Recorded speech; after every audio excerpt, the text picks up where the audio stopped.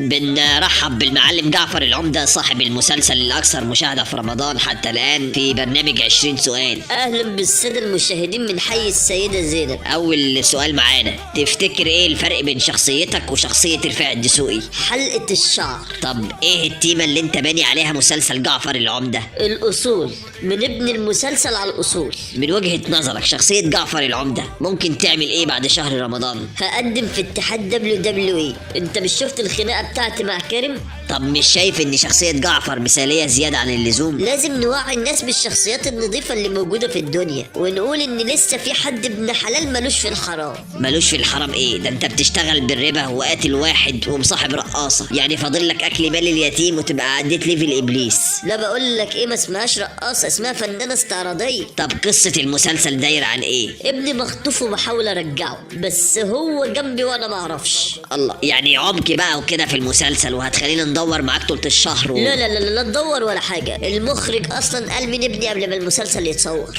طب هو مين ابنك اللي في المسلسل؟ احمد داش.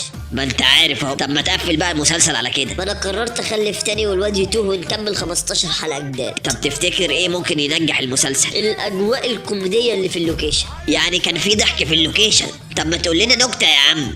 هقول لك، مرة احمد داش على رجلي. هي دي الاجواء الكوميدية؟ ده لوكيشن مسلسل ريهام حجاج بيضحك اكتر من كده. مش هنخلص الحلقة دي على خير ولا ايه؟ طب ايه هي الحاجة اللي نفسك انت كممثل تاخدها من مسلسل جعفر العمدة؟ طقم العبايات والجلاليب. طب والحاجة اللي نفسك ما تقابلش زيها في حياتك بعد المسلسل؟ سيد اخو جعفر. مش شايف ان حي السيدة زينب ما تمثلش منطقة شعبية بالفخامة اللي طالعة بيها في المسلسل دي؟ لا ما هو مش ده الحي نفسه، دي منطقة جوه كومباوند مدينتي احنا مسمينها السيدة. وفي نهاية حلقتنا كان عندي سؤال فضولي بس، هو جعفر العمدة بيشتغل ايه؟ ثقة في الله نجاح.